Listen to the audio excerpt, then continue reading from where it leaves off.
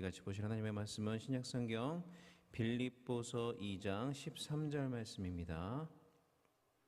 신약성경 빌립보서 2장 13절 말씀입니다.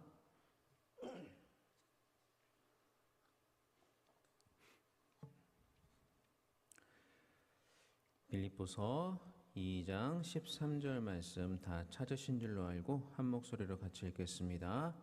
너희 안에서 행하시는 이는 하나님이시니 자기의 기쁘신 뜻을 위하여 너희에게 소원을 두고 행하게 하시나니. 아멘. 성경은 하나님께서 복음을 통해 우리를 진지하게 부르신다라고 말씀을 합니다. 그래서 이 진지한 하나님의 부르심에 응답하여 하나님께 나아오는 자는 영원한 안식과 영생을 얻게 되지만 이 부르심에 응답하지 않는 자는 지옥의 영원한 형벌, 고통을 받게 됩니다.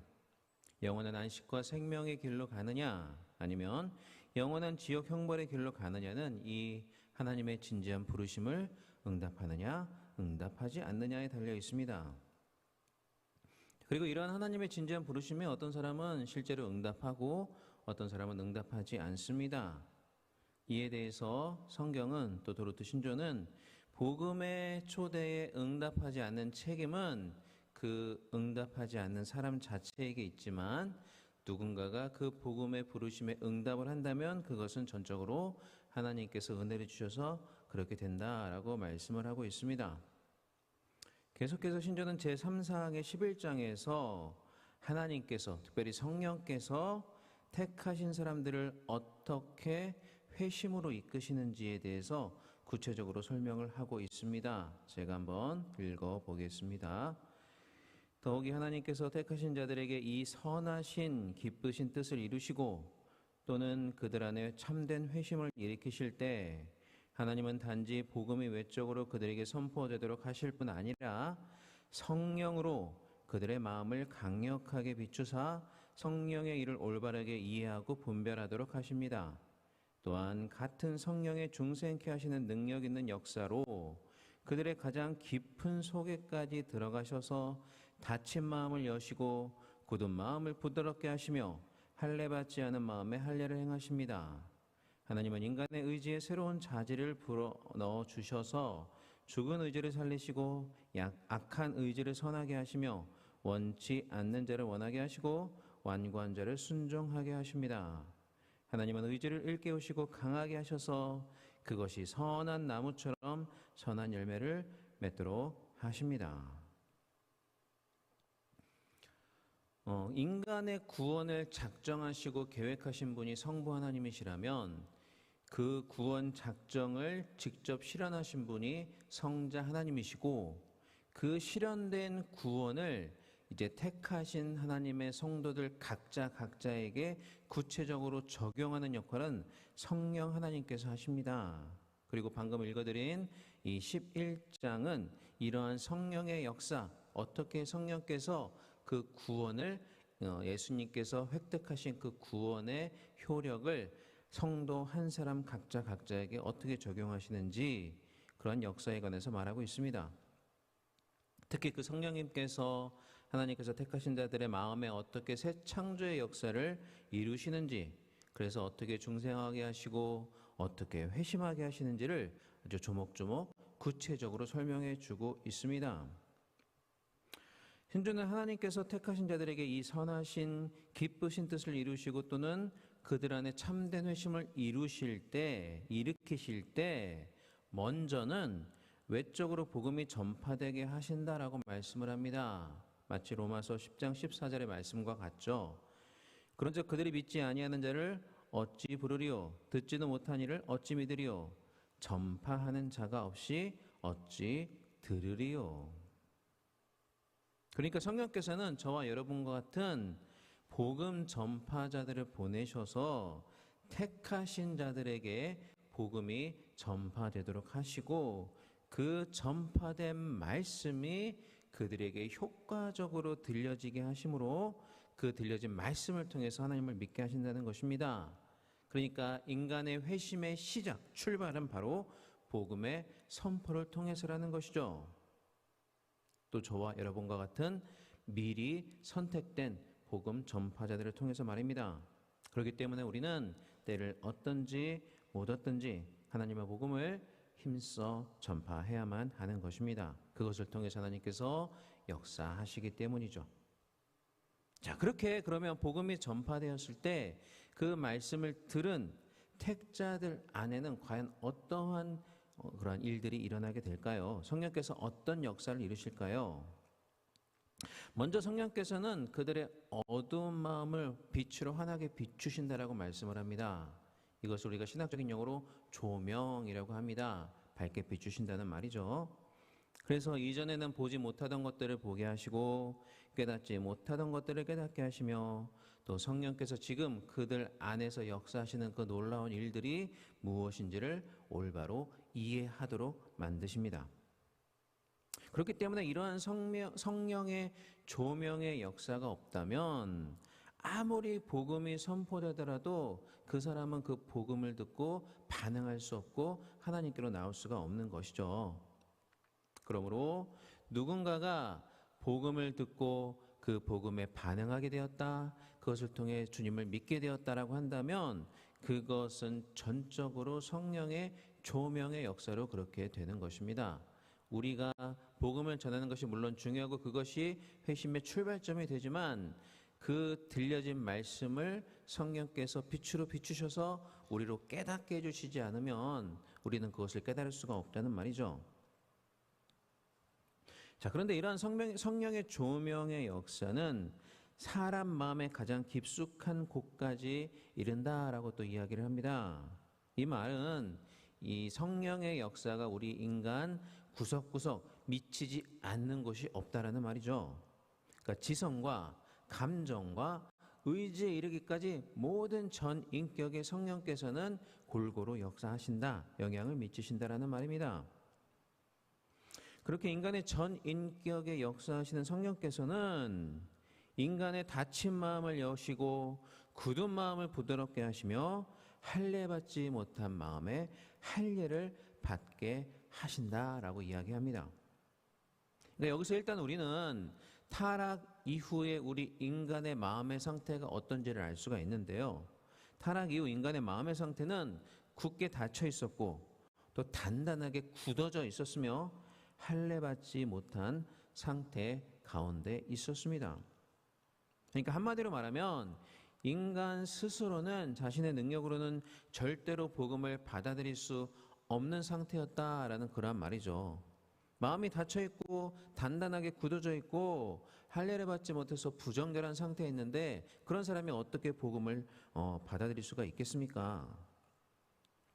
그래서 모든 타락한 인간은 누군가가 닫혀있는 문을 열어주고 굳어진 마음을 부드럽게 해주고 할례받지 못한 부정결한 마음에 할례를 행하여 정결하게 해줘야 복음을 받아들일 수가 있게 되는 것입니다.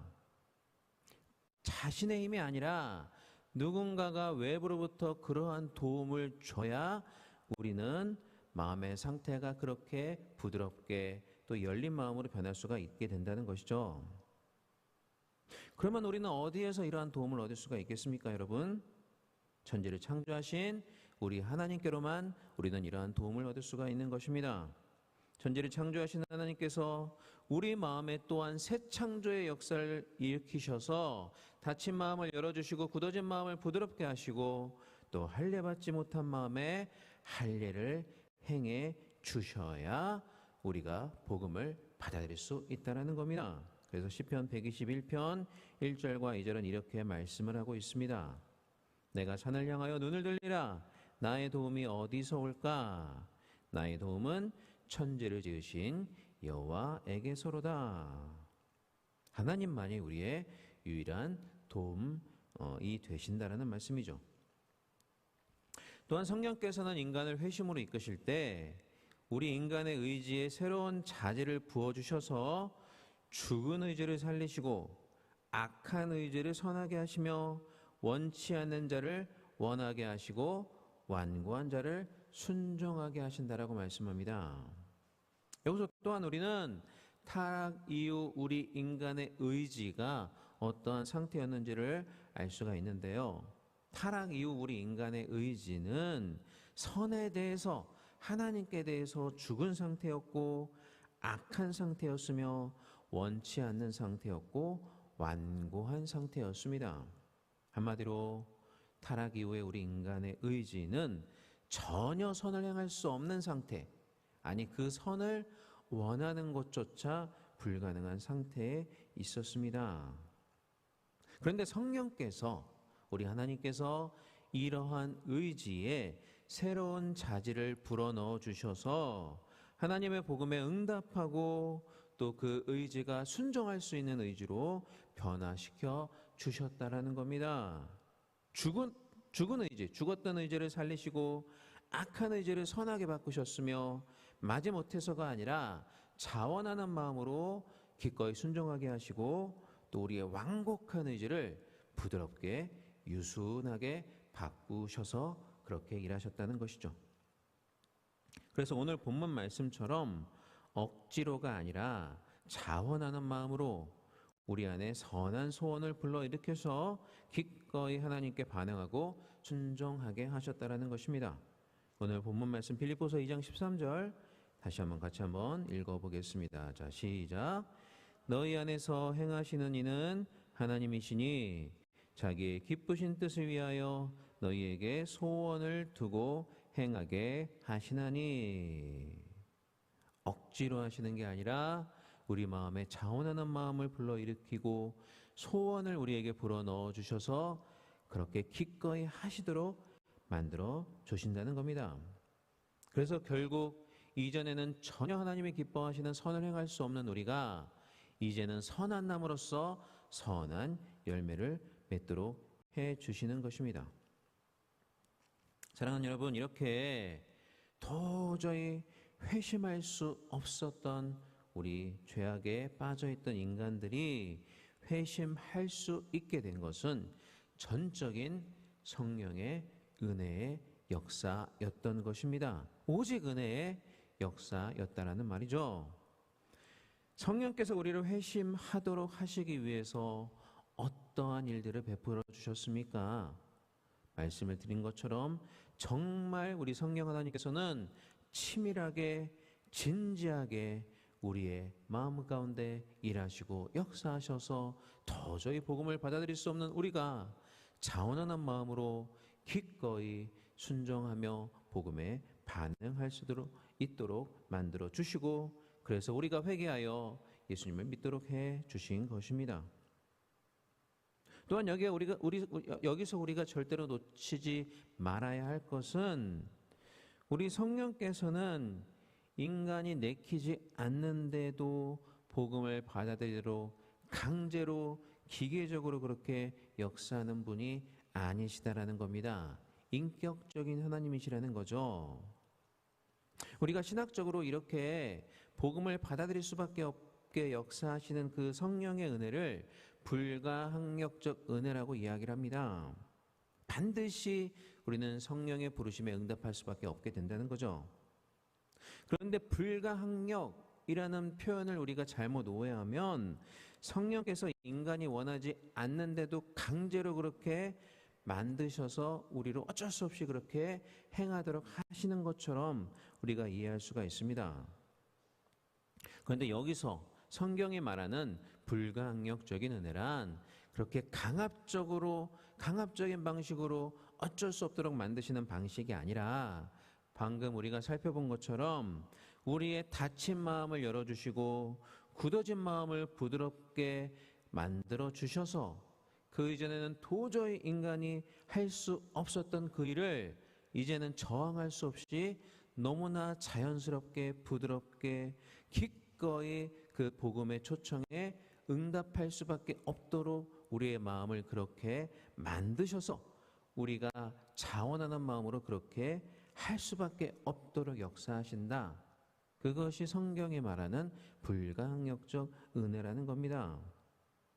기계적으로 강압적으로 역사하시는 것이 아니라 정말 부드럽고 달콤하게 역사하셔서 도저히 우리가 그 부드러움과 달콤함 때문에 우리 성령의 부르심을 거부할 수 없도록 그렇게 만드셔서 그렇게 역사하시는 은혜를 성령의 불강력적인 은혜다라고 말한다는 것이죠.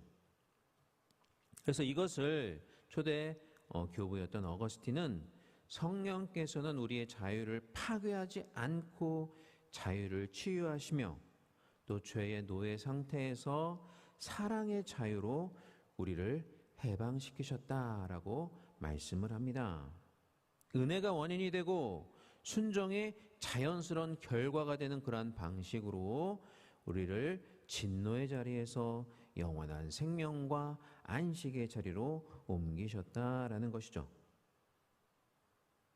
이러한 것들이 우리가 구원받을 때 우리 안에 일어나는 놀라운 변화, 전인격적인 변화의 역사, 속사람이 완전히 새롭게 되는 은혜의 역사라는 것입니다.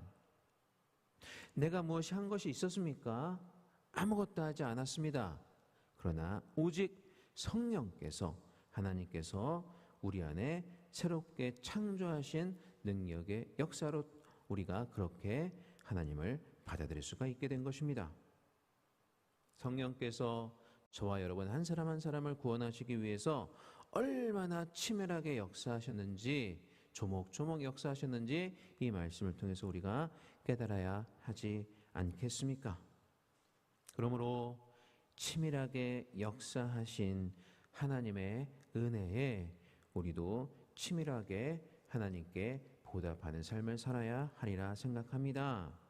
사랑하는 여러분, 정말 어떻게 하면 내가 나의 삶을 통해서 하나님을 기쁘시게 할 수 있을까? 하나님의 기뻐하시는 삶을 살 수 있을까? 날마다 치밀하게 고민해 보시기 바랍니다. 그리고 그 치밀한 감사와 순종으로 하나님을 위해서 오늘도 기꺼이 순종하는 삶을 살아가는 저와 여러분이 될 수 있기를 이 시간 주님의 이름으로 간절히 축원합니다. 예, 기도하겠습니다. 사랑과 은혜가 많으신 우리 하나님 아버지, 주님의 은혜와 사랑에 감사를 드립니다. 이렇게 새벽 시간 우리를 깨워주시고 또 하나님의 존전 앞에서 유튜브를 통해서 하나님의 말씀을 듣고 또 이렇게 귀한 은혜를 받을 수 있는 은혜의 시간 허락하심에 진심으로 감사를 드립니다. 또한 말씀을 통하여 우리에게 귀한 깨달음을 주심을 감사를 드립니다. 우리는 다친 마음과 굳은 마음으로 인해 결코 복음을 받아들일 수 없는 그러한 연약한 자들이었습니다. 그러나 성령께서 그 다치고 굳어진 마음을 조명하시고 새 창조의 역사를 이루시며 죽은 의지를 살리시고 악한 마음을 선하게 바꾸사 예수님을 믿게 하여 주셨습니다. 이 모든 것이 오로지 하나님의 은혜임을 이 시간 다시 한번 주님 앞에 고백합니다. 이제 우리가 받은 은혜에 합당하게 자원하는 마음으로 더욱 치밀하게 하나님께 순종하며 선한 열매를 맺는 삶을 살아가는 우리가 되게 하여 주옵소서. 또 하나님 아버지, 이 시간 주님 앞에 나올 때 빈손으로 나오지 아니하고 귀한 예물 드린 우리 믿음의 권속들이 있습니다. 각자의 감사의 제목을 담아서 감사의 예물을 하나님 앞에 올려드립니다. 또한 정해진 순서에 따라 일천 번제 현금으로 하나님 앞에 영광을 돌립니다. 하나님 아버지, 이 예물 주님께서 기뻐 받아주시고 이 예물 드린 손길 위에 쌓을 것이 없도록 부어주시는 주님의 귀한 은혜를 누리며 맛보며 정말 하나님의 그 역사를 그들의 삶 가운데 체험하며 살아가는 우리 귀한 성도들 되게 하여 주옵소서. 또한 귀한 예물이 쓰이는 곳마다 주님의 귀한 은혜의 역사만이 온전히 나타나게 하여 주옵소서. 감사드리며 이분은 말씀 우리 주 예수 그리스도의 이름으로 기도하옵나이다. 아멘. 하늘에 계신 우리 아버지여, 이름으로 기억임을 받으시오며 나라의 임하옵시며 뜻이 하늘에서 이루어진 것 같이 땅에서도 이루어지이다. 오늘날 우리에게 일용할 양식을 주옵시고 우리가 우리에게 죄 지은 자를 사하여 준 것 같이 우리 죄를 사하여 주옵시고 우리를 시험에 들게 하지 마옵시고 다만 악에서 구하옵소서. 대개 나라와 권세와 영광이 아버지께 영원히 있사옵나이다. 아멘. 이 시간 우리 합심하여 다 같이 기도하고 하나님 앞으로 나아가겠습니다. 이 시간 특별히 기도할 때 우리 교회를 위해서, 우리 담임 목사님을 위해서 합심하여 기도해 주시기를 바랍니다. 오늘 담임 목사님 또 여러 차례 말씀을 전하실 터인데 하나님께서 강건함으로 붙잡아 주셔서 더욱더 힘있는 말씀, 능력의 말씀 강단에서 선포하실 수 있도록 우리 담임 목사님의 건강과 성령 충만함을 위해서 이 시간 기도해 주시기를 바랍니다. 또한 각 처소에서 드려지는 어른들로부터 아이들에 이르기까지 모든 예배마다 하나님 기뻐 받아 주시고 홀로 흠양하여 주시는 정령과 진정의 예배가 드려질 수 있도록 우리 교회를 위해서 기도해 주시기를 바랍니다. 그리고 약속의 말씀과 5가지 기도 제목을 놓고 기도하시고 오늘 우리에게 주신 귀한 말씀 붙잡고 성령의 은혜에 다시 한번 감사하는 기도를 드리시며 자유롭게 기도하다 돌아서 가시겠습니다. 이 시간 다 같이 기도하겠습니다. 사랑과 은혜가 많으신 우리 하나님 아버지, 주님의 은혜와 사랑을 진심으로 감사를 드립니다. 이 시간 우리를 불러주시고 주님의 귀한 존전 앞에서 새벽제를 쌓으며 하나님 앞에 영광 돌릴 수 있는 은혜의 시간을 허락하여 주심에 진심으로 감사를 드립니다. 또 하나님 아버지, 이 시간 우리가 합심하여 교회를 위해서 우리 담임 목사님을 위해서 기도할 수 있도록 은혜를 베풀어 주심에 감사를 드립니다.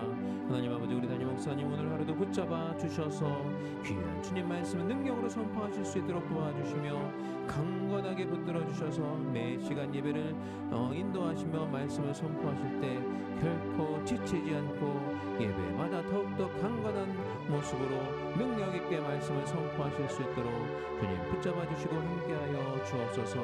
오늘 드려지는 모든 예배마다 주님 함께하여 주시고 성령과 진정으로 드려지는 하나님의 기뻐 흠양하시는 귀한 예배들이 드려질 수 있도록 주님 함께하시고 인도하여 주옵소서.